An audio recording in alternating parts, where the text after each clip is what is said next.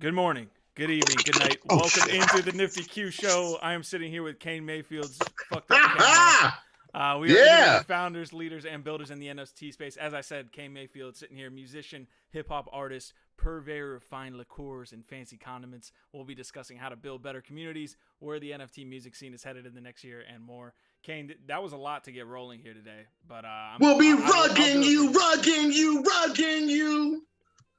I'll do it Rug for you City, anytime, bro. Rug Central.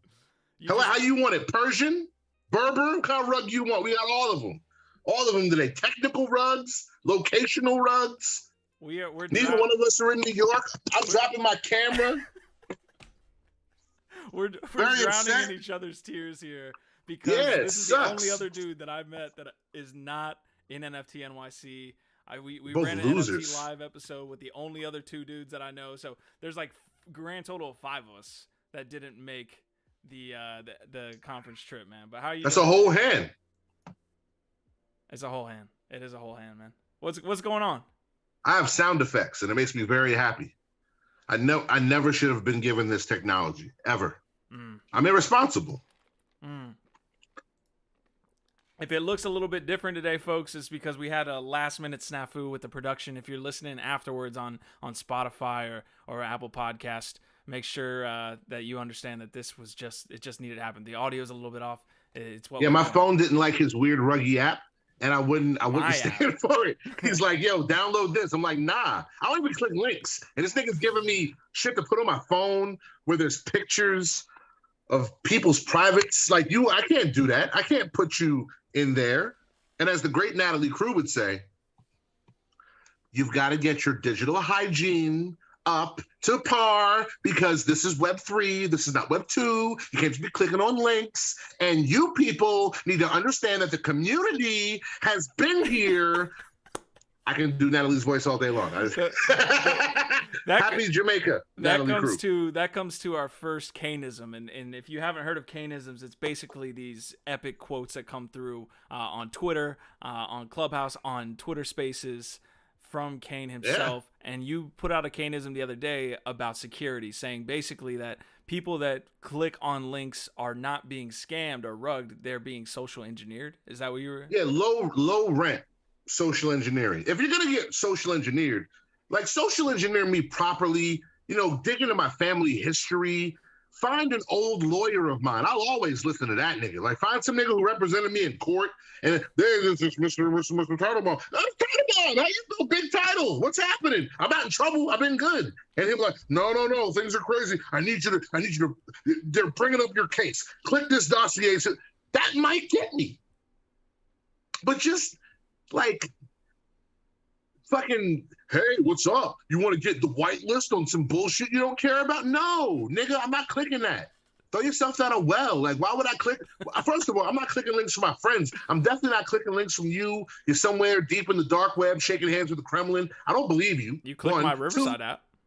I did not. Actually, I used my girl's phone. But the point is, I did not click it. But still, perfect. Use the fine folks at LADZ City. If you want to rug me, you better get one of them OVOT people to come and send me some scam jam, because I'm not going to click anything else. So what happens is people are either being careless, they're being greedy, or they're being horny. Careless is difficult. Ever vigilant is hard. I know that. I know it's difficult to be ever vigilant. And I'm not saying like I don't have appreciation for that. To be like how I am is difficult to be this way. And it's not like I'm perfect either. I'm fucked out. I clicked your fucking link. So I make mistakes too.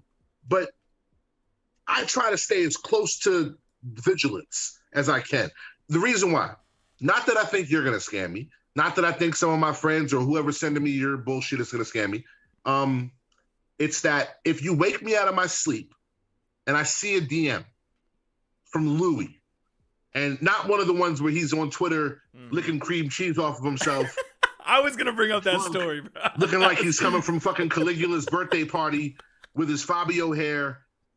He had his nips out. He had one nip out. He had one areola out. It was disgusting. And then shit is big like jumbo pepperonis. It's awful. It was really bad. He should never have his nips out. Listen, for a that svelte was a guy, viral he has the moment. nips of a very fat man, and that's not cool. So He just called you svelte, Louis. I hope you. yeah, he's a very svelte understand. man. Yeah, he's out there. He doesn't care. He's out there showing the world his pepperoni nips, rapping in the streets. Point is, if I see a thing from Louis, I'm gonna say, "Oh, yo, bro, you gotta see this," and I'm like, "Oh, cool, let me hit it," because I just woke up, right? I click it. It wasn't Louis. It was fucking Louis C. Grimes, who spoofed his account and sent me some bullshit, and now I'm compromised. So the easiest way to not be compromised or to ever get caught slipping, the old stay ready, you ain't got to get ready. So ever vigilant is hard, but greedy, why the fuck would you have won 3 Bitcoin? You didn't do anything. It's your entitlement that catches you because you're stupid, and they know you're dumb. They know you think very highly of yourself. They know that even though you don't deserve anything, you expect the world to just open up its vajayjay and give you mad blessings and oral treats. And the horny part, I can't even help you with that shit. If that doesn't happen to you in life, why the fuck would it happen to you in Al Gore's internets? If people don't just stop you to fillet you in the supermarket, why would someone, hear what happens to these niggas, why would someone want to give you investment advice and suck your dick, whatever the fuck? I don't know what those I don't get them. They know me, they know I'm not going for it. So why would that happen to you? It's like, oh yeah, you're right, baby, I am super horny. Yeah, call me Big Daddy. Click, click, click, click, click. And now your wallet's gone. And it's like, what happened? Oh man, it's just, the horny niggas never want to talk about it. Horny niggas just get hacked quietly, but you know what? It's fine, bro. Those are the people who never want, they don't want to commiserate. They just be like, yo, it happens, those being stupid. Yeah, those are the brush under the rug people. The greedy niggas want everyone's sympathy. I don't understand. And I mean, I was trying to get a plush platypus, and they said I was whitelisted for a squishy squid, and I was going to get it. You're fucking crazy. The bots always come as your friends, which the Louis story happened to me. Ronan, it was the middle of the night. Ronan messaged me and said, hey, I need 2 ETH or something like this to, like, my exchange got maxed out or something like that. Ended up, of course, not being Ronan, but they always come as your friends. They catch you late at night, so I can get that. But the horniness and the thinking that you got free money, you never get free money. Unless you're, I guess you can't even use that anymore, because in Web3, you do get free money. We do get you do get free money, but you don't get it like that. Yeah. I'll do you a better one. Because of how I talk to my friends, it never goes according to plan. So it's like, hey, what's up? Shut up, idiot. And it's like, they always think I caught them, and I didn't catch them. I'm just like, I think I'm talking to fucking Jagar. I'm like, what up, stupid? With your little weird face. What you drinking, a fucking mango lassi and making Indian jokes? And it's just like, does he know we're not his friend? No, all good, bro. Click this link. You know I ain't clicking that. Yeah. Wait a minute. This is Jagar, not Jagar. Okay, so this is some next level shit. Point is, here's how entitled people are. When they spoof accounts that say fucking Freddie Pepperoni will never DM you, and they're DMing you, you think you're the exception. You're the special one where Freddie Pepperoni ain't DMing the rest of these rubes, but you? Oh, he got a special opportunity just for you and all the rest of the super loyal members of the community. You're out of your fucking mind. You're gonna get robbed. Yeah. And I'm past feeling bad. It has felt like more of a minefield these days of just dealing with not even wanting to click anything in your DMs. Like, it used to be like, oh, watch out for the weird messages, the people with 18 digits behind their names. Now it's like anything that's sent my way, I have to make sure I'm not clicking. And it's gotten real. It's gotten real bad, and I don't know where we go as the space kind of goes forward. But it would be a lot better for the industry if we could all communicate via DMs. That would be the easiest. The easiest way for me, right, is 2 things. One, I like the fact that in a bear market, these people evaporate. It's not that there's less people. There's just less stupid people. When shit starts going left, stupid people head to the sidelines, man. Them motherfuckers take a knee. They're in the bleachers somewhere. They're not out here for this. And there's less members of the fucking Tony Robbins committee too. Less Hey, what's up, bro? Hey, fam, GM, wag me. First of all, I never like the way wag me sounds anyway. I don't want to wag anybody. I don't want to wag you. Yeah. I don't even like the steak because they want to wag me. I don't even GM. If some people, the way they say GM, I can. My nigga, I don't say good morning. Yo, I don't say good morning at work. Like when I worked in offices, and I worked in offices for 20 years, I'm not a morning person. First of all, I don't wake up till like 11:30. So even though my body is here, because they won't fire me if I'm here, don't fucking talk to me. Like, I don't want to talk to you. It's morning time. Like, why would I want to talk to you? It's weird. Why do you want to talk to me in the morning? It's strange. It's like, good morning. Yo, shut the fam. Some of us are hungover. Mind your business. If you had to pick one to hear in the morning or throughout the entire day, would you rather hear toxic positivity on your timeline or toxic negativity on your timeline? Which one? Negativity all day. Negativity all day long. Negativity all day long. There is something disingenuous about fake happy people where they're nasty. Hurt people. So angry people usually got a story to tell you. It's like, yo, man, I'm not mad at you. I'm mad because my girlfriend has a prosthetic leg and I kicked it last night and it's like $1,000 to fix. And now she wants me to fix it. And her mom, who has a prosthetic leg, try to lend it to her. But there's a story. Like, I want to take this journey because it's about to be fucking wild crazy. Or rich people problems. It's fun. My ocelot is shedding. I'm like, what? Nigga, tell me about that. You know what I'm saying?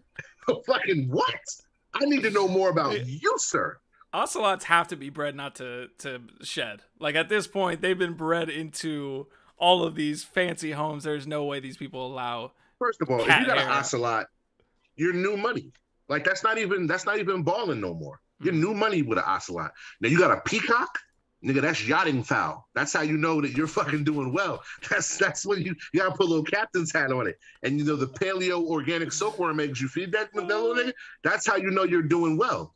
That peacock, you can't own a peacock. It agrees to reside with you. Listen, yeah. This episode is going to be completely off the rails. It already is. People who are used to our normal timeline of how we go about things, you're not going to get that. I got a razor in my mouth. Yeah, that's how crazy this shit's getting. So, real quick, Kane, the question that I wanted to maybe kind of get us on track with was when it comes to the Web3 space, being in the NFT music scene. Do you see yourself as a hip hop artist that uses NFTs, or do you see yourself as an NFT artist? Because I feel what day of the week is it? Wednesday? It is Wednesday. I'm a rapper today. I'm a rapper on Wednesdays. I did not know how to answer this question. I'd say halfway through my journey. If you asked me when I first started, I'm a rapper. It's easy, real simple. That's why I'm better at rapping than them. That's why they fucking do 18 bars straight about the Merkle root. They're fucking super nerds. You can't never go full retard. So that's true though. It's 100%. You don't want to hear it either. I don't want to hear it. It's terrible. So it's like they're rapping about the hash. I don't care. It's just way too much crypto in your rhymes. They're crypto people trying to rap. I'm a rapper trying to crypto. It's very different. Halfway through, it got blurry because I also simultaneously, while I'm a rapper, I don't see myself as a visual artist. I'm a sham. I'm a fraud. I'm it's all a fugazi. I'm not really, what am I, a painter? I don't know how to do that. I can't draw. I wear a fucking beret and turtleneck or something now. I don't know how to dress like that. Like, I still wear the same shit that I did before. So I can't be a visual artist because I don't own a monocle, right? So that's weird. Then as I got better at it, it's like, well, shit, I'm making new art. And I'm doing some, without giving myself a hot stone massage, I think I'm doing some pretty decent to groundbreaking shit. So if I'm doing that, and these rhymes is old, like these songs ain't new, I'm more that than I am this. So for me, I teeter back and forth. It depends on what day of the week. But I don't think that what I'm doing is one or the other. I think that I'm both. Because what I'm making is both. What I'm making is the music and it is the visual art. It's not one or the other. It's a combination of the two. It's something different. It's the future. Now, when you say visual art, I know you have a couple releases that are out now, like the G.I. Joe drop. You got handprints that we played on NFT Live like 2 weeks ago. Yeah. So all of this is kind of coming to fruition right now. Take me through that visual art kind of experience? Like, the first time you tried it, you were probably drawing stick figures and shit just wasn't looking good. And Son, what was that evolution like? Again, back to just me being a total fraud, right? I was taking my old single art, and I made most of it, but I'm fucking sending that shit to Fiverr. I'm fucking like, hey, can you make this thing move? Because I don't know how to make pictures move. I have no concept of graphic design. Can you hear me okay? Am I like good audio? All right, good. So I'm like, I don't have no concept. I've never done graphic design, not for real. I've had GIMP for fucking 8-9 years. I still don't know how to use it. You know, it's like, it makes me feel stupid, so I don't like it because it undermines my high opinion of my intelligence. So like, I think I'm smart because I'm smarter than like the people that I know. And then I use GIMP and then I feel dumb and I don't like the way it feels. So I avoid it until I have to I use GIMP the way a caveman would use a microscope. I used to smash open walnuts. I don't use any of the buttons and shit because I don't know how to use none of that. Mm-hmm. So I started off with Fiverr, and then Robness gave me Photomosh on Clubhouse. And it was like around this time last year. And I was like, yo, I can like make the pictures, do the thing. I was so fucking happy. And then I started glitching. And then Chizo, who came in under Robness too, taught me GANs. So I'm learning glitch and GAN at the same time. So that's why my work doesn't look like anyone else's, because it's glitch, GAN art. I learned both at the same time. So my fusion is glitch, GAN art. And then I do the GANs to make music videos. But remember, this is only a year later. I didn't take a class because I inappropriately managed my time. So I still don't know how to use Photoshop. I still don't know how to use anything. I use Microsoft Paint. I take the pictures, a 3,000 picture folder. I go in hand editing them with Microsoft Paint so that when I glitch them, they do different shit. Then I take the finished product, bounce it back and forth between Paint, back to Photomosh, back to the GAN generator till I get what I finally want. And then I'll take the pictures, what the GAN spits out. Again, first of all, niggas who just run to the blockchain with their GAN work, you guys are wild lazy. You'll never catch me. I'll tell you why. Because you'll never do what I do. Because I have way more free time than you and I'm too stupid to learn. So what I do is I take the parts of the GAN I want and I cut them out. What is because GAN? The GAN will never give you what you want. What is GAN? What is GAN? I'm sorry. GAN is a generative adversarial neural network. Think of it like AI art. All those weird pictures you see that are kind of off but kind of on, typically it's GANs. When you see a weird face, but you can tell someone drew it, but they didn't draw it very good, but they're like, oh man, this is great AI. It's because it's AI. It's what it is. So the GAN never gets it right most of the time. So I'll take what it does get right out of 50,000 tries, and I'll take the pieces and I'll make a picture. And then I'll run that back through the GAN. Then I'll take those and I'll cut those up.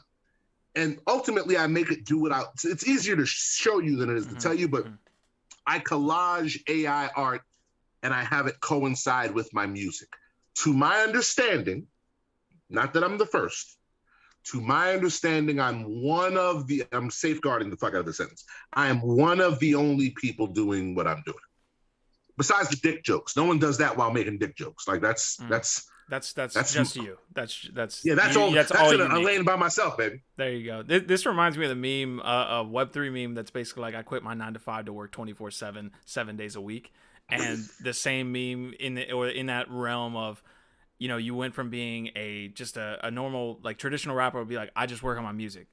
A Web3 rapper, I got to be a marketer. I got to be an artist. I got to be an actual graphic designer. I got to do all of this different things. Is it overwhelming to do all of these things? And is it worth it in the end? It would be if I wasn't having fun. And it wouldn't be if I wasn't making sales. So if I'm being honest, I'm not a liar. So I'm having fun. And that's what I think fucks up my friends and my family and people who want me to come drinking with them. And it's like, yo, Kane, why don't you come? And I'm like, I'm still fun. I'm still the fun person that I've always been. So it's like, yo, I'm in Florida. What up? I'm coming through. And I'm like, you could come through. Nigga, this is what I'm doing all day.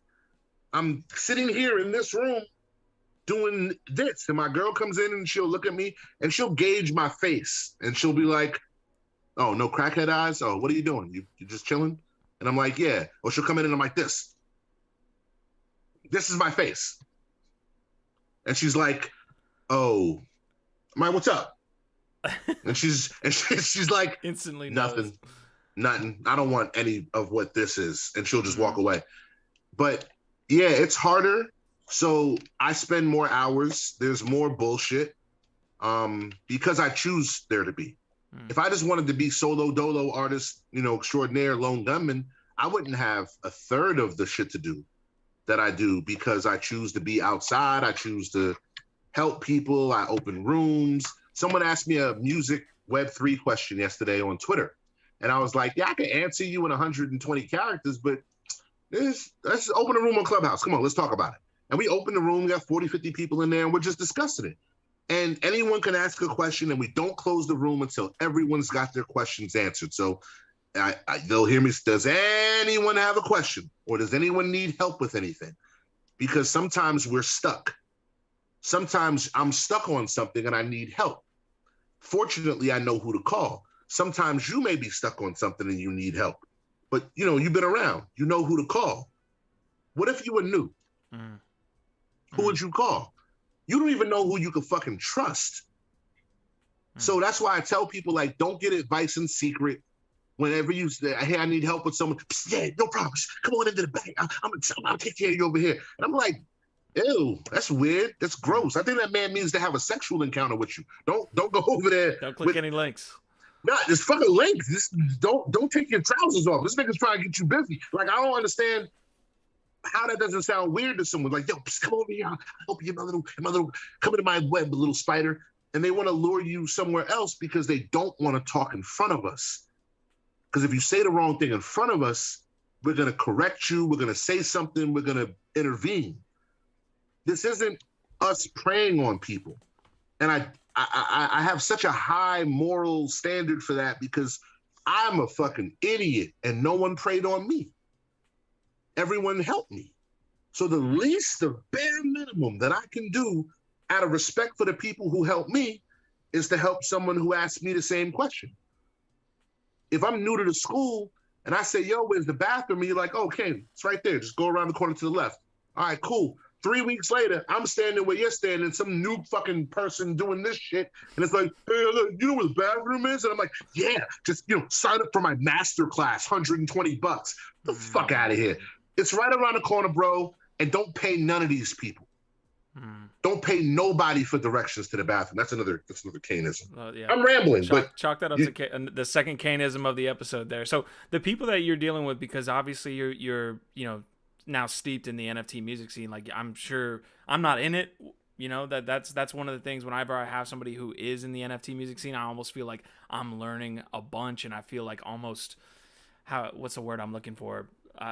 Man, I don't even know where I was going with that one, but basically, I don't feel like as experienced, so I kind of look to y'all to give me knowledge on what's going on in that scene. You know what's happening. I do, but y'all have way more in-depth every moment that you're in the NFT scene. Y'all are in there, so that, I guess the point I was trying to make is like, what are the problems that newcomers are facing today? Like, what are the questions why they're coming to you and saying, hey, Kane, can you help me with this? Most people don't know what their questions are, if I'm being honest. When you first start out with this or anything else, you are unconsciously uninformed. You don't know what you don't know, and you don't know that you don't know it. And it's a very dangerous place to be because you are very easy to get separated from your money when you're there. Then you get a little better and become consciously uninformed. You know there's shit you don't know. You don't know what the answer is, but there has to be an answer. So you'll usually find yourself asking lots of questions, and you're going to get a lot of questionable answers from a lot of questionable fucking people because you can't vet who you're talking to usually. Then you get a little better where, it's kind of where I'm getting to now, where I'm consciously informed. I know the shit that I know. The shit that I don't know, I can typically find an answer within a couple days, so it's not that bad. And then there's people who we all look to who are the super big brains, and they're unconsciously informed and they can do all this shit in their sleep. But the questions that they mostly have, there's no most. There are questions that are common related to certain people's intention. If your intention is, because your intent is going to directly affect your impact. If you're coming in here to steal, like you're going to grift music and push it as NFTs and shit like that, they're going to have a lot of copyright questions off the break. Hey, so how do I, you know what I mean? Like, how do I, it's like you just found a brick of cocaine at the beach. They're like, so I don't know about drugs, but like, you know, how much is like, you know, nose clams? How much is that worth? And they're just trying to get a feel for how much they can fucking rock somebody for. And I'm like, yo, well, what do you say? Well, I don't want to talk about it. Oh, so how much? And I'm like, bro, listen, whatever person's thing you got, you might want to talk to them and just let them know that you have it. Because trying to push it in here, maybe it'll work for a little bit. But what happens when you get caught scamming? Now you can't come back. Not under that name. And you better stay away from apps like Clubhouse and shit, because we know your voice. You know, you don't want to be fucking Ronnie Rugg and you come back and it's like, oh no, my name is Freddie Salamander. It's like, oh, what's up, Freddie? I got a question about Ronnie. That you? That sound like Ronnie the Rugg. That's Ronnie the Rugg. That nigga Rugg. You don't want to do that. So there's that. They know a lot of what they've seen, and what they've seen is a lot of blue chip NFT, blue chip Web3 music, which is going to be whatever the fuck is on Koopa Troopa's list, which I wholesale disagree with. Whatever, you know, Royal and the rest of that bullshit is doing. Sorry, I don't agree with giving people your fucking royalties. I think it's bad. I think it's a bad idea. It's a terrible precedent to set. And when you set it, you can't unset it. And I think that the biggest thing about music NFTs is they want to know what they're getting. Everyone wants to know, what are you getting? Are they buying the music? Because why would someone buy your music for that much money? And the thing about musicians, especially hip hop, we've been told for a very long time from every credible and non-credible source that what we have and what we do is worthless. That no other artist, I don't think, gets that treatment as well as like a hip hop artist does. Nothing you do is valuable. You're not worth anything.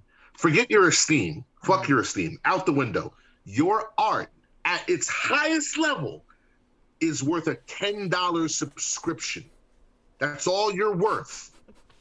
Spotify is the best you can do. And I'll run some numbers. If you do 75,000 streams on Spotify, which is a lot for a man of, look at me, camera person.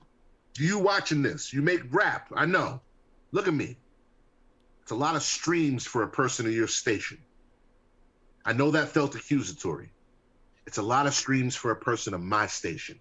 I'm a failed struggle rapper. But I know how many streams I get. And I know how much bullshit it takes to do streams. And I know how much fucking promotion and hand holding and how much money you got to spend to do them kind of numbers. For 75,000 streams, Spotify gives you the privilege of getting $247.50. That doesn't even cover what you paid the last two people to get you on the last two lists. So on something like Emanate, where they pay 1 to 10 cents per stream, even at the mid, that's $37.50, $3,750. You're directing your traffic. You need to start using this technology. I don't care if you want to make NFTs, but Web3 is the best place for independent music. You're not going to find communities that champion artists A to C, artists to consumer, to community, whatever you want to call the C. Artists to the cackles of people buying your shit. Artists to that. No one champions that harder than these spaces. No one's for you, experimenting, being different, trying stuff, being anti-establishment. Yo, being anti-establishment in music is a fucking cliche at this point. Being anti-establishment here will win you fans. And it's a smaller pool, so maybe you're not the best harpsichordist when the Philharmonic people are judging, But I ain't never seen nobody do that before. Do that shit in front of me, I'm buying your shit. You start busting the harpsichord while I'm praying. I don't even know what that is. I'm like, yo, what the fuck is it? Is it a sousaphone? What is that? It's mad nice. Yeah. Give money. You mentioned Koopa, you mentioned Blau and the stuff that he's been doing over there. It feels like when this conversation is brought up that there is this kind of rift within the NFT music industry, like that this is the group over here and then we're over here. Is that rift is that rift like overt? Like is it out in the open within the the timelines and on Twitter and all this stuff, or is it right now it's like underneath the rug a little bit, but it's going to metastasize and be a bigger problem down the road? If you ask the people who are just freestyling poorly in Twitter spaces, they probably have no clue what I'm talking about. If you ask the people who've been around for a long time, it's a lot more, overt. I come from rap, so I understand where I'm not welcome.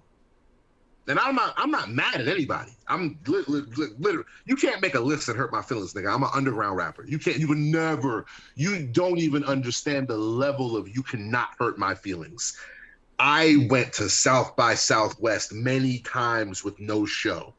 You don't know how much I'm made of metal. One-way flights with no way back once I sell this merch. Rapping outside with no performance. I'm different. But I also understand they're building a thing, and the thing they're building is set up to spoon-feed certain stuff to large corporate oligarchs. And that's fine. It's what your prerogative is. They also, frankly, for being honest, they don't know shit about rap. So I can very easily draw the line of you don't know shit about rap. And they can, we had Nas. Cool. How'd that drop go? Mm-hmm. Nas?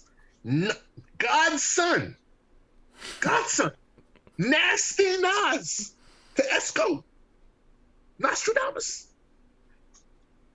How did you fuck that up? Yeah. You don't know about rap. You don't speak this language. You don't even respect this culture. That's fine, and you don't have to. I'm not one of those people who thinks that you have to respect my culture. You don't. Just don't pretend you do, and they don't. So I have no issues with them. The lists are to signify to brands and businesses. They're not talking to me. Mm-hmm. They're not excluding me. I'm not in their crew. They're bigging up the things that are in their direct sphere of influence. Now, on the other side, look at somebody like Mighty 33. Mighty 33 made the most in-depth pictograph of the music, Web3, everything, and made a museum of the history of Web3 music and it's fucking amazing. Amazing. I'm proud that he put me in there, and I told him, you don't have to. I know we're cool, but I haven't done anything. And he goes, yeah, you have. And then he starts running off the things that I've done.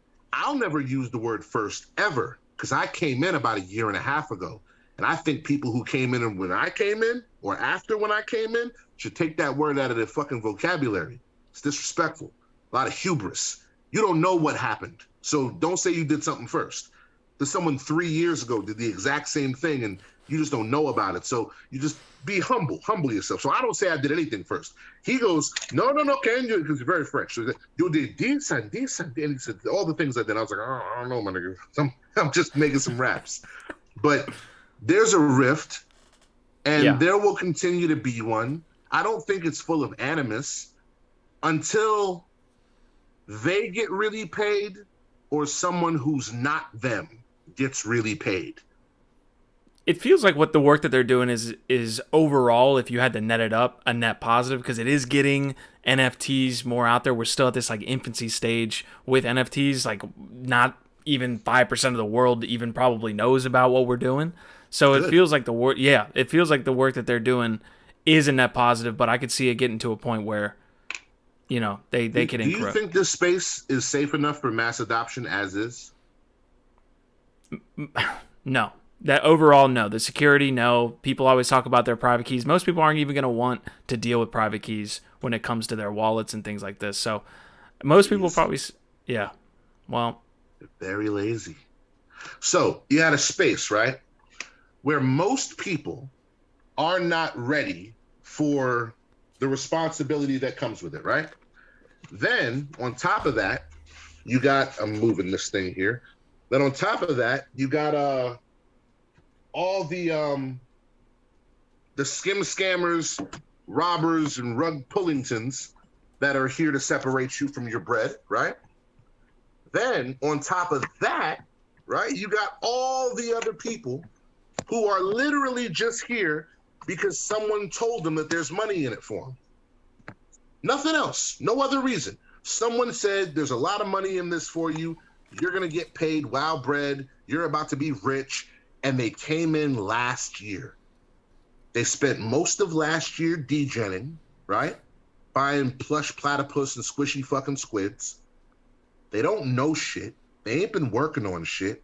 And now they're starting, still telling themselves they're early, but they're not early anymore. Now they're behind. And those people, I find, are the ones that are holding space and holding rooms, and all of a sudden it's this big collaborative effort. Now we all got to come together. Now we all got to work together. Now's the time for us to, community strong, and don't worry about the bear market. We all have to work together. No, my nigga, I told you in springtime, winter gonna be cold. And I don't know, because I'm new too. We both hatchlings.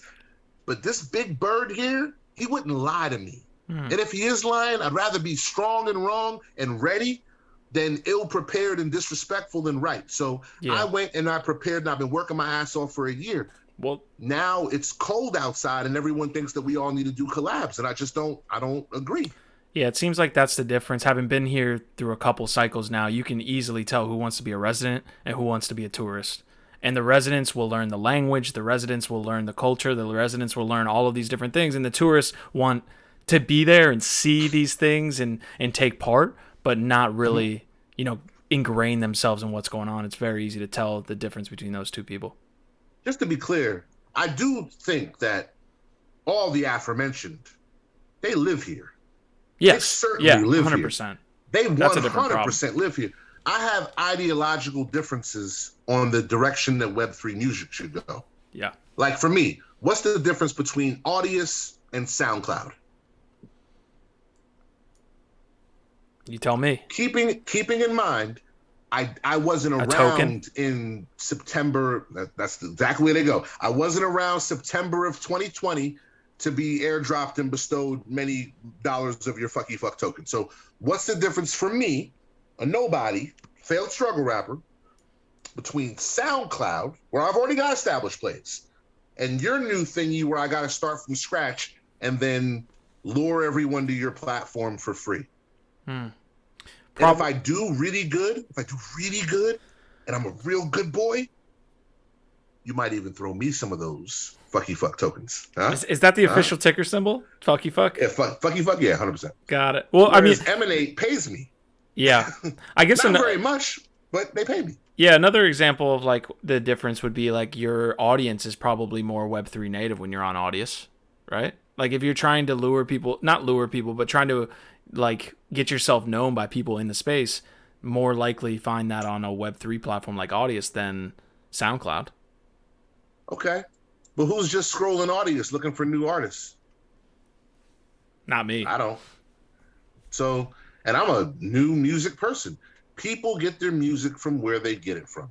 And don't get me wrong, if an artist breaks the fuck out, it probably won't be me. But if an artist breaks I'm nice though. I'm nice as shit. I rap better than all of them.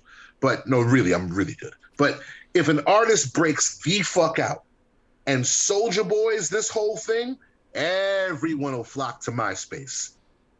So what's happening now is every platform, music-wise, Emanate included, don't take them, they're not angels. They just have a product I like more. Emanate, Audius, Rocky, every Web3 music platform is put, what's the other one? Fucking Zora, all of them.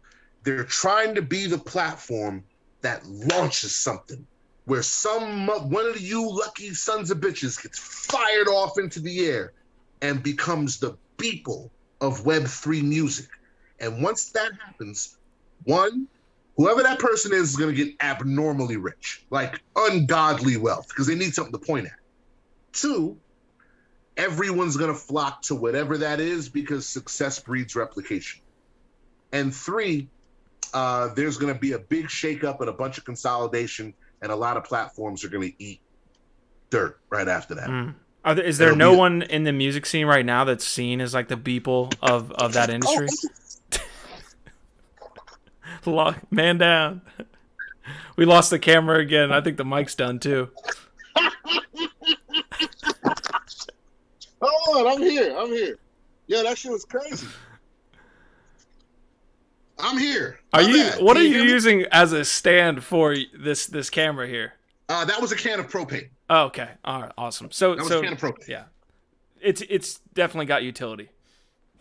Oh yeah, 100%. You gotta utilize, man. Hold on, let me plug this thing back in because I'm doing all the things right now. Yeah, let me take this time to actually comment on the chat here. Hash Rhymes is saying this is going to be fun. Our vibe, our tribe. DJ Savage, Asma Dies in the house. Santino, Mylene, Digits with the OVOT. Trash Lights. Alex is saying, is that Imagine Dragons in the background? No, that's just a coffee lo-fi playlist there.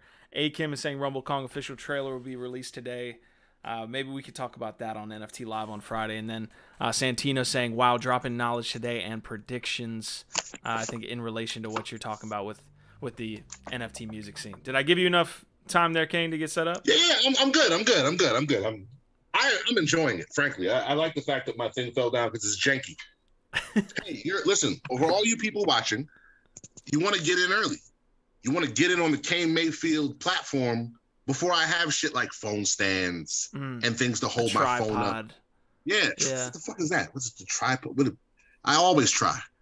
Right? I'm saying you're in the Trash Light says he's going to buy Kane a tripod. So you might be, getting one of those soon. I don't know. Yo, listen, I accept all forms of gratuity, right? I'm like the, what's his name? Don Fanucci from The Godfather, like walking through the town with the all white suit, eating niggas apples off the cart. That dude died like 30 seconds after that. Yeah, but yo, they just showed the end of his reign. Like he had a nice run. He had wild produce for gratis. You know what I'm saying? Yeah, he did. Yo, so the question that I was hitting before the propane completely, fell off the rails here. The question I had was, is there a Beeple right now in the scene? Is there someone that you can point to that's like, this is the person that people know in the NFT music scene? Like when people think of NFT music, this is the person. I think the first name anyone's going to say is Latasha. The second name you're going to hear is Black Dave. I think those two names get said pretty synonymously. I don't think that there's anything. I'm busting this whole place up, bro. I don't care. I'm busting it up. You know why? Because you're not saying my name. I'll keep breaking things in my house until my name is said. I'm sorry. Listen, I don't have a tripod, bro. This is the world I live in. Bro, that's why I'm not an NFT NYC. I don't have tripod money. Who the fuck has a tripod? Anyway, so you'll hear Latasha. You'll hear Black Dave. You'll hear why Spotty Wi-Fi. Why them too? Why them too? I know they both work their asses off. They both do stuff. They both sell, and I think sales is a big deal. Like you can't say, yo, I'm killing this Web3 music shit. Like you'll never hear me say that. I think I rap better than people. That's free. It means nothing. Trust me, I've rapped better than people for a long time. It means nothing. They sell, and selling more matters way the fuck more. So there's that part. I think that there's certainly like, how do I frame this up? There's certainly like a level of platform promotion where when they go places, they're going to be, there's a difference. And I like both of them. I don't have an issue with, I like both of them. Yeah. If there's a place, they're here. You got your blouse and, but they're here. Yeah. Right? And then you got, Connie Digital. I think another one that Do I think he gets his props? No. I don't think that people know who Kanye is to the extent they should. Because if we're dick riding success, $250,000 in a month ain't bad for one song. And he did that on Async. Like, I don't think that that's nothing, personally. I'm a fan of what he does and what he represents. I think that there's a lot of people who should get more props than they get currently. Yeah. But the top ones, you're going to get your Daves, you're going to get your Latashas, you're going to get your Connie, Spotty Wi-Fi, Dill. Yeah, you know. so I'm interested. You said sales is definitely an important piece when it comes to like mentioning the success of people in the space. What does success look like for you? Like, what does that sale look like for you? And then the second on top of that question is, you know, there's again this kind of concept of like, let me sell only one of ones and like try to get this almost like collector's item and this collector's community behind me, or am I just going with the long tail of like everybody paying? You know, would you, again, it goes back to that, would you rather have 1,000 people paying $1 or one person paying $1,000? Me personally, I'd rather have one person paying 1,000, and I know that, and you can look at my sales history. I do a lot of short runs, and 50, 60 is a lot for me. 160 for handprints, a fucking lot, and I had to work my ass off to make 160 make sense. I'll do ones, twos, threes, 160 units. Yeah, copies. That's a lot. Yeah.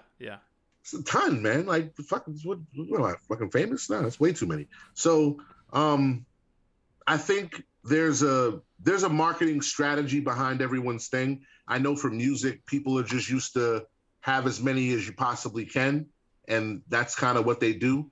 But I think for NFTs, there's something different. It's not just the music. You're not selling a song. If you are, God bless you. But I'm not. I'm not selling songs. G.I. Joe ain't a fucking song. It was. Not no more. And that's another thing. Like, I know the word utility makes a lot of us gag now, but okay, utility, it's a buzzword used by douchebags. I know. But it has to do something. If you're making these things and you're not thinking about your end user, your end collector, you're fucking this up, in my opinion. I do a lot of things. I say a lot of shit wrong. I'm not always nice to stupid people. I'm really not nice to scammers and thieves. And sometimes I'm late and I don't have a tripod. But the point I'm making is, I can confirm that last piece. You'll never hear my collectors say that I didn't give them value. I take shit from 3 months ago, slap a new thing on it. Hey, by the way, you holding this? Guess what you just got? Hey, everyone here, here's a rare drop for this. Here's an airdrop for that. I'm always working because someone just sent me money, magic fucking internet money, because I made some pictures with raps in them. Who the fuck am I to not be ultimately fortunate and grateful and thankful and do everything I can? I didn't have to get on a bus. I didn't have to go nowhere. I didn't have to be outside. Rap concerts smell terrible. There's no women there. I could be drunk. I could be sober. No one cares. I'm sitting here talking to you. I ain't taking a shower. I got a gemstone in my mouth. I'm about to go smoke a cigarette on my patio. Life is great. How am I unfortunate? Yeah. Even if I don't make that much. So for me, handprints did like almost 30 grand. That's a lot. It came in PC, but that's decent for something that was only a few months ago. $250,000 would be nice, but honestly, I come from sales, so I'll never think that way. I look at life like, if my bills are paid, my family's okay, I'm happy, and I'm fortunate enough to be doing what I want to do, and I can go fuck off some money and not care about it, I'm all right. I'm going to grab a charger so we don't just cut out mysteriously. I'll be right back. 2 seconds. I got you. Santino, Kane. Oh, I'm going to wait to say that one. Darren Pacquiao, Yo, Nifty Q. Guys, we're sitting here with Kane Mayfield, who is having multiple technical difficulties here. He's using propane as a tripod for his camera. He's having battery issues. We already had problems. I had it in here. There he is. I do not. So are we just we're going to cut off? randomly came? It was gonna, but I fixed it. I'm doing some Bruce Willis shit right now. Oh no! I actually appreciate this because this is like true degen status, bro. This is exactly how you should be setting up your space. Santino is saying Kane should wear a crazy robot mask and pretend as a DJ from another country and be the Beeple of Algorand as a secret identity. The Beeple of Algorand? Isn't that where Luke Skywalker lived? Oh no, that's that blockchain that all them DeFi. So here's the problem I got with that, right? I don't mind being the Sultan of New Zealand or whatever the fuck you said. The problem I have with it is Algorand, Cardano, same issue. Y'all love your coin. Now, Algorand isn't as bad as Cardano this way, but they are bad. They really love the coin. If you put an NFT on Cardano is a very strong coin community. Like, they're not trading that coin for prostitutes. They don't give a fuck what it is. They're not going to give you the coin. They're definitely not trading it for fucking art. So the only way you're selling NFTs in fucking Cardano, Algorand, any of them, is you have to do some sort of a DeFi protocol, fucking finger fuck your art with more Cardano or Algorand. So the only way you're going to buy the art over there is if I stuff it full of your favorite cryptocurrency. I just don't want to do that. So it sounds like you're launching primarily on ETH, but I thought you were experimenting a little bit with like Tezos and other things. I'm everywhere. I've NFTs on Bitcoin, Tez, Matic, Near, Wax, everything. Which ones have had success? Like which ones sold on most of them. So you've had success on all of these chains that you launched on? Yeah. I even moved some. Like I'll put it on Bitcoin. That's handprints. Handprints is on Bitcoin, and then vaulted and moved to ETH with no copy minted. Gotcha. And then I moved it to Solana because I don't have an issue with it. And I'm a people maxi more than anything else. I'm not a tripod maxi, obviously, but I'm a people maxi. I'm gonna just hold the phone more than anything else. And because I'm a people maxi, I'm not a coin anything, man. I don't care that way. I'm not ever gonna dish your coin from a XYZ crypto is better than yours. I'm gonna give you an honest observation of what I see as an artist. And what I see as an artist is a lot of these cryptocurrencies, especially these DeFi friendly ones, are DeFi friendly ones. They're not for me. They don't care about people like me. They're not there for art. They want the traffic of NFT marketplaces. But the problem is their community won't buy art with the coin. They love the coin. They're there to make money. They're business people, which is fine. I'm not mad at that. Mm-hmm. But those aren't the people who collect my work, because I'm not going to fail the Howey test to make a sale. I'm just not going to do that. I'm not going to promise you some exorbitant returns. And then this isn't a 401k, bro. This is for entertainment purposes only, for the IRS that's listening. Now, does your current community that collects your art follow you to the different chains? Like when you drop something on Solana, are they like, I'm not buying this because it's on Solana? Or is there any like kind of comments there that lean that way? Both? It's all across the gamut. So whatever you think, it's a comment. So what you putting it over there for? And I go, because I'm not like you. And they'll go, that fucking crypto community is bullshit, right? And I'm like, all right, so you want me to put it over there? You want to buy it? I make it a 1-on-1. I gotta charge you. So instead of making the 3 I was gonna put over there, I'll just make it a 1-on-1 for you. Pay me the equivalent of what that would have been in your currency of choice. Oh, no. All right, cool. So it's okay if I make a living then, right? Like you're not holding that against me, are you? Oh, no, I'm just saying, all right, cool. Cause I'm just an artist. I'm not running a fucking DAO over there. I'm just opening for business, and that's okay. So for people who like the currency, they're like, yo, Kane, when are you going to drop something in fill in the blank? And if enough people say it, I'll do it. Quiet as kept, and I'm not going to ever say this. The only time I'll ever say this, I'll never repeat this again because I'm very embarrassed about it. I have something on BitClout. Yeah, we're going to delete that from the episode. It wasn't mine. No, I didn't do it. It was a collab. It was a collab. It was a fucking. I was new. I didn't know anything. I was brand new. And then by the time I figured it out, I was like, why is it going on BitClout? And they're like, no, it's a very stimulating marketplace over there. And I was like, all right, whatever. So what's Santino's asking, what's the best blockchain for an artist to release art with no utility? All of them. The grass is greenest where you water it. Kaneism. The grass will always be greenest where you water it.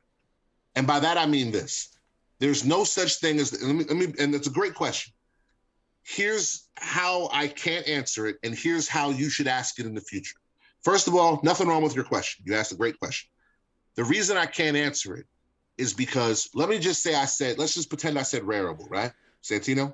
If I said Rarible, I'm gonna look at the camera, so we're here now, right? I said Rarible.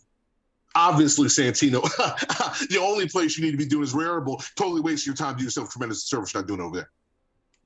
How much did Rarible pay me to say that to you? You don't fucking know. You don't live in it. My girl might know. You don't fucking know. Maybe they kick me some Rari coin every time I can show them a clip or an instance of me sending traffic their way. You don't know. A lot of people out here have long sleeve shirts and zombie bites. Kaneism. So when you ask people, where's the best? What's the number one? What's the biggest, bestest? Should I be?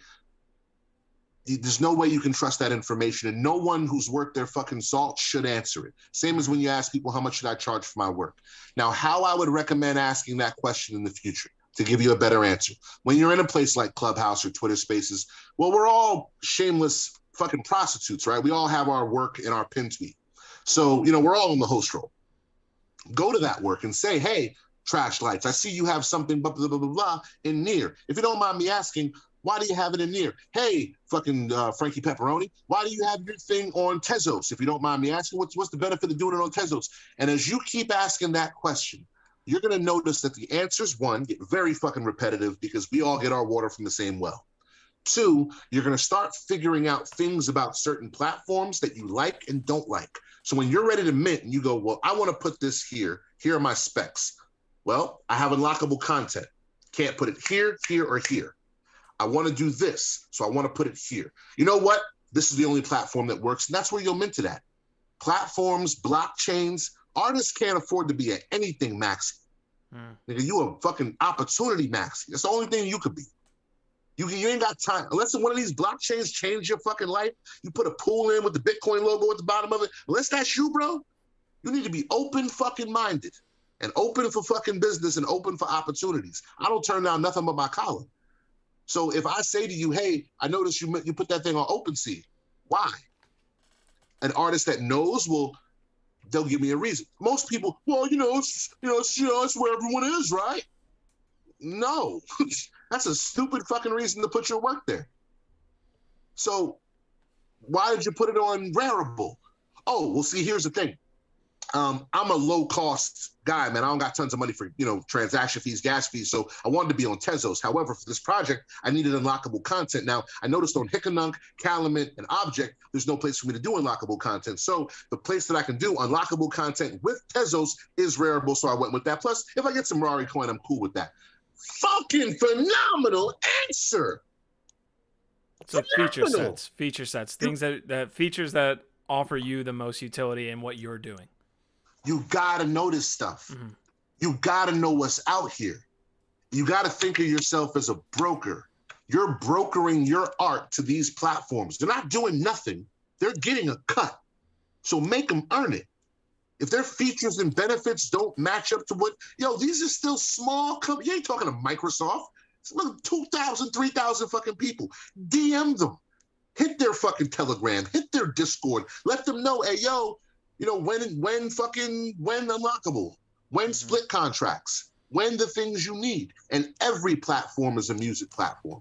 If you can put MP3s or MP4s or GIFs there, you got a music platform. You can do what you want there. Damn, I'm motivational. Let's talk a little bit about your drops, man. We talked a little bit about your experience in the space, obviously lending some thoughts there on utility and features and different blockchains. But what about your drops? You got rare drops that you added to, I believe, G.I. Joe, correct? You did the rare drop based off the ownership? I've been doing rare drops since last year. So if you go back to Rarible, and go to my Rareable, that's where I first started doing my rare drops. I would put them, I sent them out, and I will be doing some fun stuff with those soon, just because it's really cool that I can look at those rare drops and I can tell you who my earliest collectors are. Most of them still have it. They won't. One thing about my collectors, man, they fucking collect. The niggas ain't letting shit go. Louis got geesed for his because he wasn't paying attention. I want to say it was the Fish Brain or one of them niggas put an offer in for a rare drop and beat him for it. And he was like, maybe I shouldn't have took that. And I was like, oh, I mean, you got money. He's like, yeah, wait a minute. Why'd they buy it? I was like, they know something you don't, I guess. Paper hands. So most people don't resell. Like, my work doesn't trade often. And I mean, don't get me wrong, I chalk that up to there still being a very limited demand for my work. There's not like, they're not beating down the door. I'm not super famous. So it's not like everything I make is just crushing it. That's just not true. I have lots of work that's just been sitting for a while that no one's bought. But when people do buy, a way that I show appreciation is I make something that's just not for sale. I make something that isn't a project, that isn't a drop. So like if you go to G.I. Joe, you'll see one in that collection called Black Shockwave. Black Shockwave is a rare drop. You can't buy Black Shockwave. You can't buy it from me. I'm not selling it. Black Shockwave is something that I gave to the first 15 people who bought G.I. Joe to thank them for buying G.I. Joe. I'm making a second rare drop, and it looks fucking badass for the people who buy G.I. Joe between now and the end of the week. Because I burned half the collection. I made 63 of them, 83 of them. That's when the cartoon came out for G.I. Joe, 1983. So I made 83 of them, sold 15, burned half the remaining supply. At the end of this week, I don't care how many people collect, I'm going to still burn half the remaining supply. And everyone who collected, who's holding then, will get another airdrop. And then I'll maybe do it one more time. But you got to give people more than just, it's easy to feel special in this. I do sometimes like have to fight to not feel special. Like, and I know that seems like counter to, oh, it's not healthy. Nigga, my self-esteem is great. Like I'm light-skinned with curly hair from the 80s. Like my mom told me wonderful. I had a little card that said I'm a star. My mom gave it to me. I believe that shit. I love myself. But there's innovation everywhere. You see that guitar amp back there? That's a beer fridge. My Nerf guns. My life is wonderful. Right? There's a fucking pirate sword behind me. You can't see it, but it's there. Point is, I'm happy, but I'm not delusional. And it's difficult to not feel special when really I'm just making fucking pitches and putting my rhymes on them and selling them, and people are buying them and like ferociously holding them. And like one of my collectors told this girl to go fuck herself because she called me like, hey, I've been making offers on this. He's not taking them. I'm like, yo, bro, what's up with this? He's like, yeah, I saw that. Tell her to go fuck herself. I'm like, yo, for me, it's hard not to feel special. But I'm not. I'm fortunate. I'm not special, which means I have to be grateful. And I have to show my appreciation. And I have to treat the people who treat me so nicely even better than they treat me because they didn't have to. And I don't have 1,000 collectors to choose from. I have what I have. But they have lots of artists, right? So... yeah, I want to show. It's tough in this space too because everyone around you is innovating in a sense, right? Like everyone around you is thinking of the next utility for their people, the next feature that they can add to. If you hold my NFT, you're gonna get X, Y, Z. So it is tough in this space, but I did want to give a quick shout out to MetaJax here for putting together these videos of you and Easy. They've been great to like watch it the past few weeks, and you mentioned community in one of them being like a village. So just wanted to get your take on building the community that you do have, the community in general. I know that, again, that's another one like utility that you gag a little bit because people take it and bastardize it like they always do anything that we, create here. But what is your take as community, as a village, and what you're doing? If you ask me, and people do. How did you build your community? And my honest answer is I didn't. I didn't build a community. I have a community because I don't. I just have people I'm cool with. And I'm around and I make myself available, let the space make use of me. I'm not being overtly humble.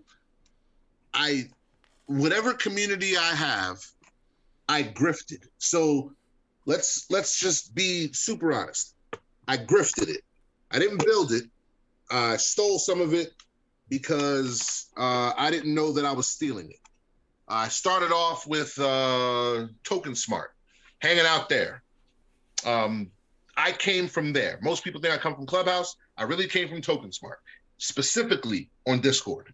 So I came from Token Smart, and then the Cypher or also on Discord. So between Cypher and Token Smart, that's my original foundation. Everyone I know somewhere comes from that corresponding connection. Then I went to Clubhouse and Twitter and Telegram. Part of my base is Fake Rare. Part of my base is Calumet on Tezos. Part of my base is just random Clubhouse people. Part of my base is now Twitter Spaces people. I go everywhere and I pick up a couple people along the way. I'm not looking to be this. I'm not trying to be crazy. I would love to sell as many NFTs as possible. But selling as many NFTs as possible, how matters. How I sell those NFTs matters. If I'm super duper running it up, but I'm doing it unethically, that's not going to last. You'll be out. You won't be around next year. So that's not going to last. So the people who collect my work that I'm the most happy about are the people who I know are collecting it to hold it because they truly value it. There are people who buy my work looking for a flip. And I talked somebody out of buying my work at my drop party. And people go, no, yeah. Nah, you probably shouldn't buy this.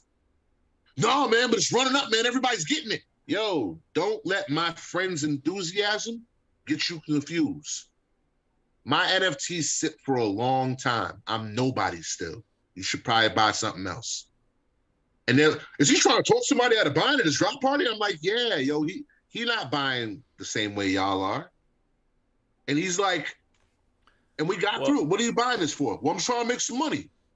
How long is your time frame for that? Because I'm nobody. Well, you mentioned time frame there, man. That's what it is. It's time is this factor that nobody takes into account about building good communities. Sometimes I want to be X-Copy. It just takes yeah, exactly. X-Copy had somebody on Twitter the other day, like really gushing, just going off 3-4 tweets in a row about how happy they were to have finally been able, with the price of ETH and the availability, to finally snag this piece he has from 2019. I'm not a jealous person, but I want that for myself. I want that. I'm after that. That ain't selling out 10,000 plush platypus, man. That's something realer. That's something. And I'm stupid. I'm a failed struggle rapper. I got weird, dumb shit in my head about honor and integrity and fake samurai shit. It's not good. I should be dumb and just go get money. I should be, not be dumb and go get. I should be different than I am. I know that. But I want that. I want that more than any shiny list or object. I just want to be someone who people wanted to collect and wait years to do it because it means something to them. When they sell, they're not going to floor you. They're not going to bottom. They're not going to fucking drop the floor on your shit because they really like it. You don't have to worry about all that when your people really ride with you. You're not just the creator. It means something. In as short a story as you can make it, tell me about your experience with your first sale in ETH within the NFT space. I was in Clubhouse and I was in Discord. It was Token Smart. It was the Cypher on Thursday. We were talking about it and I went and someone said, yo, da-da-da-da-da. And I was like, what? And it was like, yeah, Kane, you really got to have something up for sale. I'm like, it is for sale. And I went and looked and it wasn't. Oh my God, someone made. And I ran around my house. My voice hit very unmanly octaves. And I was filled with this really strong sense of pride. And I felt like I belonged somewhere, and it felt better than rap. Like, I'm not gonna pretend it. It felt better than rap, but it wasn't the money. It wasn't very much money. It wasn't the. It was. I felt like somebody understood what I was trying to do, and I felt as though this is a good feel, and I want it for everyone. I wanted that feeling. That's what actually led me to opening rooms. I was like, yo, I remember that feeling. I've been able to give people that feeling. Collecting their first work, like when you walk through somebody putting it up, and then like it's up and they're happy, and then you go, hey yo, just so you know, like it's really good to have like more than one thing up for sale, because if someone buys it, you don't have anything up for sale. Yeah, I'll keep that in mind. You might want to start making something. What do you mean you don't have anything for sale? No, I just put that up. It's for sale. No, you don't. What? Oh, someone put. Oh, they start doing. Oh, that's such a great feeling. Mm-hmm. Even right now, you're not in that moment, but you felt that. It feels good. I want that for everybody, man. I don't know why, but I think that everyone should have that. But I remember my first sale. It was on Identity, and I'm super happy that people thought it was worth picking up. Yeah, break down what you have for sale right now, man. Because I mean, it's an hour and something into the episode. I feel like we can kind of shill a little bit of what you got live right now. So tell me what Identity, you got. A Year and a Day is up for sale. There are 2 copies of Handprints on ETH that are left, and I would get one. The next 2, when Handprints goes on ETH again, it's not going to be for anything reasonable. So the last 2 copies are available in ETH, Handprints. And if you go to handprintsnft.com, and of course G.I. Joe. G.I. Joe is kind of my primary focus right now because I just dropped it, and I was giving you guys a little bit of alpha. Here's the second sub asset that's going to be put to another verse that no one's ever heard before. You see the Snake Eyes and Storm Shadow glitching back and forth. And anyone who purchases before this next scheduled burn at the end of this week is going to get this sub asset, and there'll probably be one more after that. So but honestly, if I'm being fair, Handprints is the best thing that I have. You could buy Identity, A Year and a Day, or some of the other ones that are just up for sale. You can go on my crypto voxels, or just go on my OpenSea and my Rarible and see what's there. But G.I. Joe is one that I've never said like people are going to talk about my work. I'm realistic. G.I. Joe, when you mention me 3 years from now, G.I. Joe will come up because it's too ill. It's the best work I've done. It's 70,000 hand cut yams to make a rap video. It's ill. The girls are dancing, you know what I mean? Like it's ill. So like, and the rhymes are good. So it's not a situation of like playing around. I'm dead serious. Handprints is my best works. It's for charity. It's money goes to people who fight child labor. It has a message, a theme. It's my serious work. But me just getting my shit off is G.I. Joe. And lyrically and artistically, I am getting my shit off on G.I. Joe and the sub assets. So I would say right now it's 0.15, which is like $100 and something. $5 maybe. Yeah, we have to check the ETH price in a minute. Yeah, Jesus. But I think that if you, more importantly than buying anything, and I'm just gonna not deviate from how I am, go look at it. Go to my Twitter, Kane Mayfield, and look at my pin tweet, and just go to the OpenSea link and watch it with the sound on. If you're not impressed, tell me. But if you like it, all I ask you to do, fuck buying it. All I ask you to do is tweet me and let me know that you thought it was cool, or just tell me what you thought. Because I think I did a great job, and I'm not a great job fucking podium stander. So this is me working my ass off. And I'm not at NFT NYC, so I better be fucking doing something. Well, that takes me to the last point here, and I appreciate you breaking down what you have live right now. Definitely check out Kane Mayfield. I got the Twitter link in the description below, so definitely check his work out and become a collector yourself if you like his shit. So NFT NYC, man, how are you coping? I got the background here. Like, this is my subtle like cope? This is probably like the worst place in NYC is Times Square, but to be honest, I just needed any type of image to put behind myself. How are you coping with NFT NYC not being there?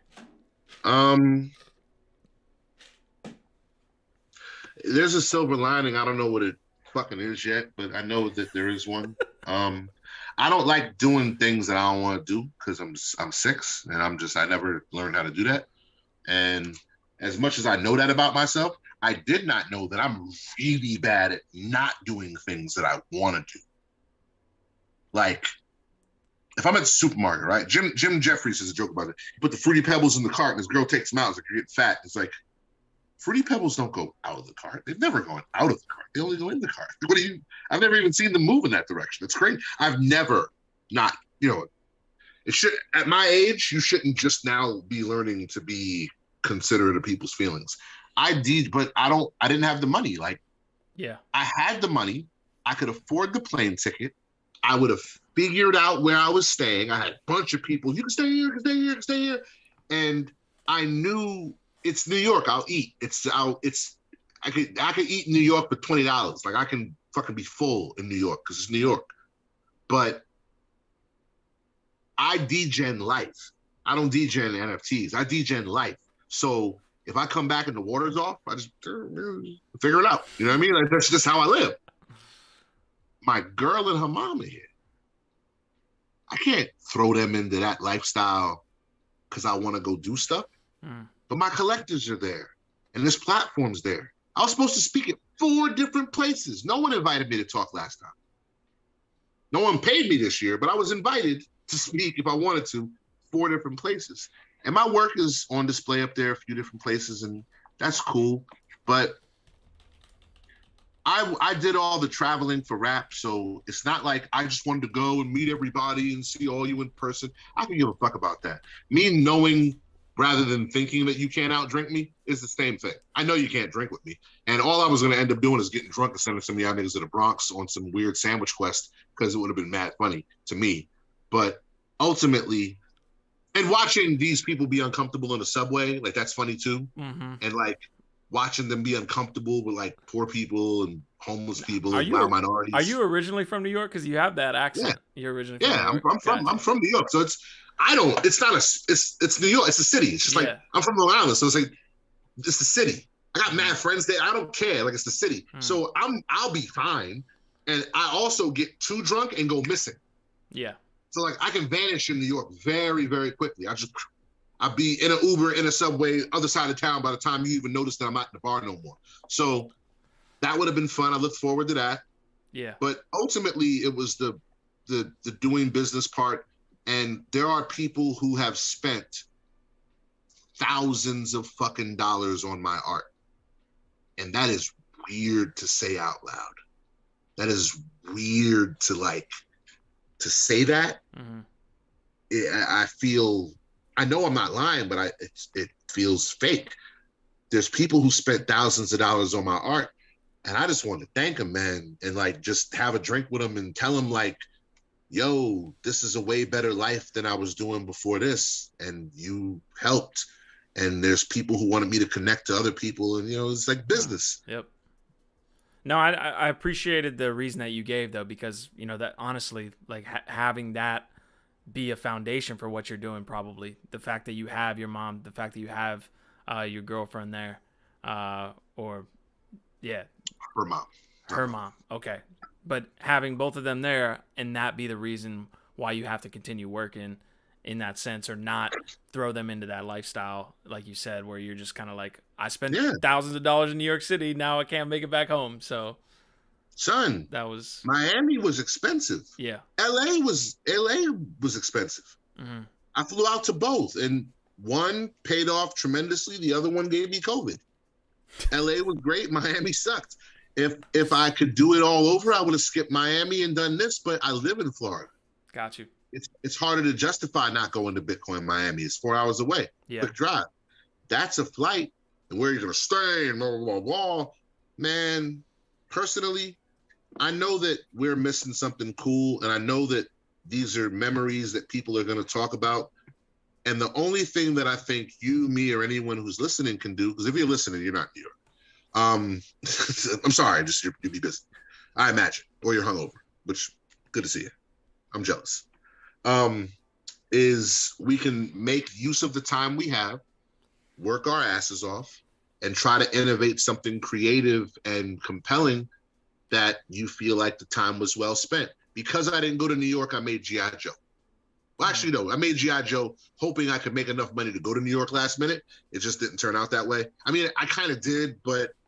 Well, you're on the Nifty Q show because you didn't go into New York. So fucking right. There you go. Look at that. You're right here. And I might have just got a tripod. So boom, look at that. Fuck New York. I got a tripod coming, courtesy of Trash Lights.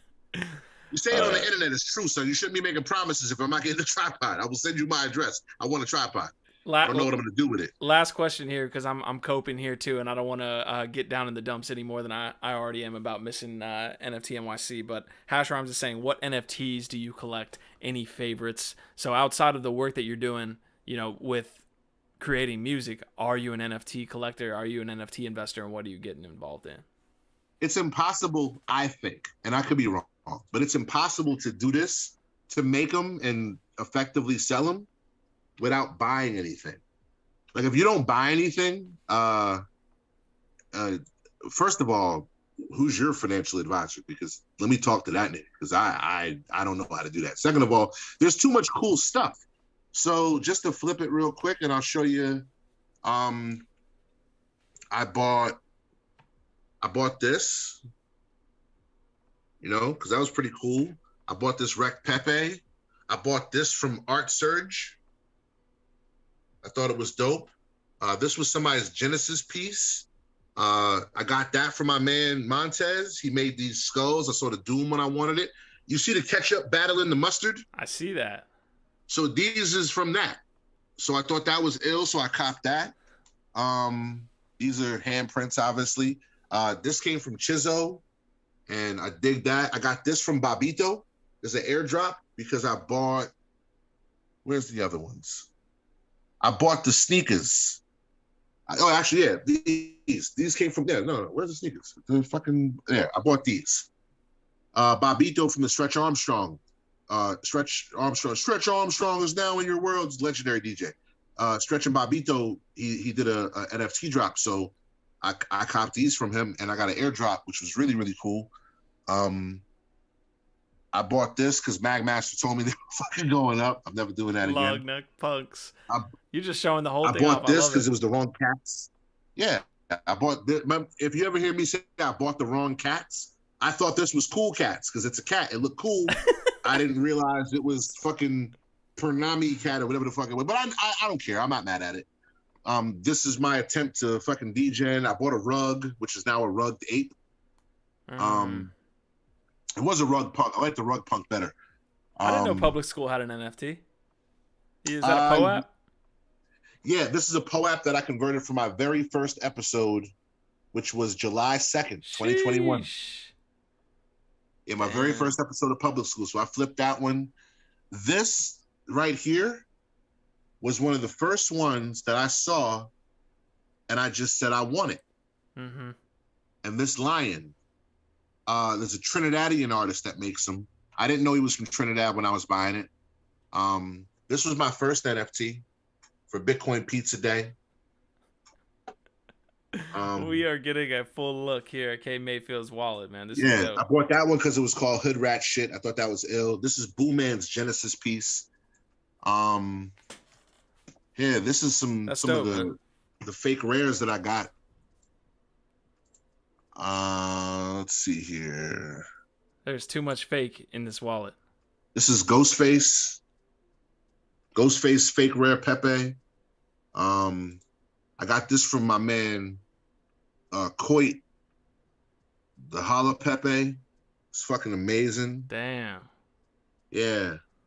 Lord of Wars from some fucking.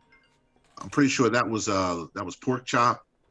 I buy stuff that I like no bullshit. I buy things that I like, so I never regret anything. Like when I buy stuff, like fucking like no diss to the dude, but like when I buy this, there's nothing about. I thought I was gonna make money. This was my attempt at DJing. If I ever buy anything for a DJing reason, I never make money. ever.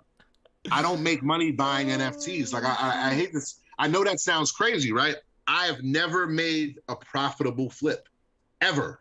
Not one. Everything I buy, I'm worse than fucking Steve Aoki. If I buy your shit, you're fucked. You're not gonna make no money. It's going. I'm not a top signal, my nigga. I'm a flatline signal. You're dead. You're done.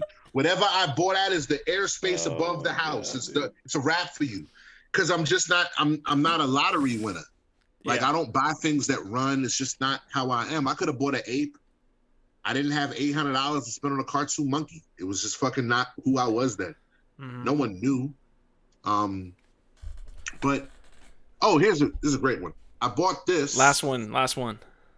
In crypto voxels, just walking around. I went into a place that was selling voxel wearables, and I saw a Pepe head, so I bought it. You know, if you make something that I like, I bought something from somebody today. You know, I thought it was kind of cool, but mostly like I believe in the artist, and if I have the crypto and I believe in the artist and I like what they're about, or I admire something about them and the art's not bad, I'll probably buy it. If you have a good sales pitch, I'm a lay down. I'll buy anything. If you fucking tell me a sexy story, I'll give you money. 100%. I'm fucking my girl gotta hold my money because I'm just terrible. But the last thing I'll say is never be afraid to talk about your art. Never be afraid to share your art. And if it could happen for me, fam, it could happen for anybody. Like anybody. Even if you don't own a pirate sword, which most of you don't. But some people might have a tripod, and so it's a trade-off. You have the pirate sword, other people have tripods. So, folks, this was Kane Mayfield here on the channel, man. He laid it down for about an hour and 15 minutes. You got any last things you're about to show me? What's going on here? Yeah. The last thing I'll tell you is if you have a pirate sword, you could take somebody's fucking tripod. The real fucking sword is out. Yo. With the guard? With the hand guard? Don't. Woo. Remember. And because I'm a collector. Oh, here. It comes with 2 pirate guns. Ah.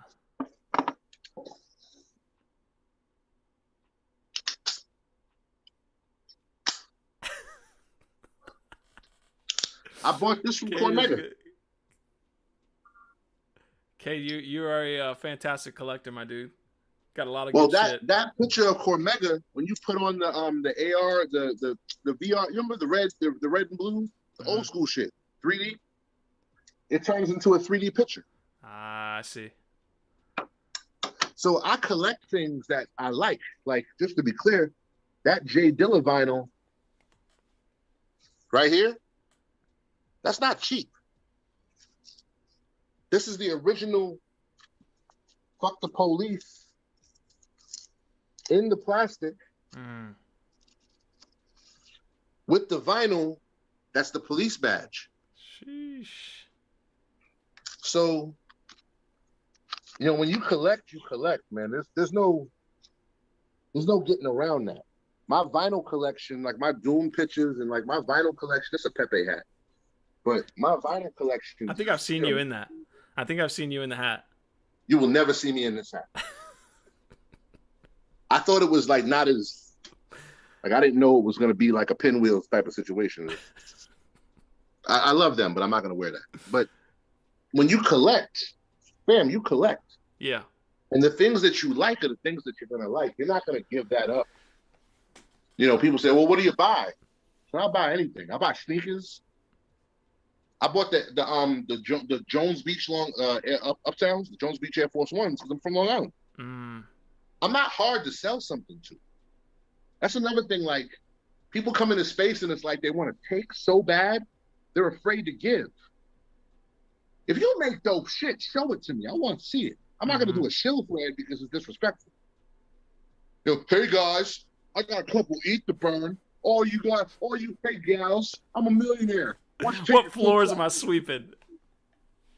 Fuck, yo, who goes for that? A lot of people. Where else in life can you do that? You walk into the nightclub, what's up, everybody? You know, I got a lot of money, big Rolls Royce outside. Yeah, show me all your butt cracks. I want to see them. Take a look at them. Oh my goodness, folks! Thank you so much for tuning in to the Nifty Q Show. I had Kane Mayfield on for almost damn near an hour and a half. There were a lot of Kaneisms, a lot of talks, no tripods, but we will try to make that happen next time. Oh, we got more. We got a West Side Story appearance here. Is that a vinyl? Yeah. That's the West Side Story motion picture soundtrack. Gotcha. Kane, this has been fantastic, man. We will have a discussion after the episode too, man. Whenever you want, man, I'm around. I'd love to get you on the channel more long term, like we were talking about. So that'd be dope. So honestly, there's no one else, and I'm not being funny. When I first wanted to show, there's only two places that I would consider: Toka Smart and LADZ City. As of today, the only other place that I'll do a show, like a real one every week, is LADZ City. I would never go anywhere else. I appreciate. I like y'all too much. I've never not had fun on LADZ City. The question is, how long until I get canceled? Let me tell you something. I'm not filthy. They will not. The community will not cancel you, bro. I promise you. I had Jim Star in my mouth half this episode. So, and do I get a LADZ City tripod? I will literally assign it for you and send it to you. I promise you, for free. You don't even have to collect that. DJ Savage is saying our vibe, our tribe. Asmodai saying some dope pieces. DJ Savage again saying dope sneakers. Hash Ram saying amazing episode. Thank you so much. Great interview. Thanks, guys, from Asmodai. And oh man, we're getting into the toys. Toy collectibles. This is G.I. Joe. I might actually send this out to somebody who buys. Snake Eyes versus the Red Mindy, still in the box. You heard it here first. That's going to be the big giveaway. And I also got the classic G.I. Joe. That's sick. You can't even find these. So so you've been collecting G.I. Joes then. That was kind of the inspiration there. Yeah. I got a fucking Bernie Sanders doll. With the pin.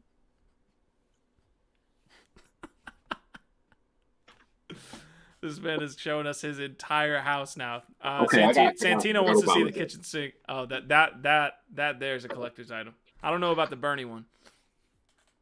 All right, I like Bernie. I don't mind Bernie.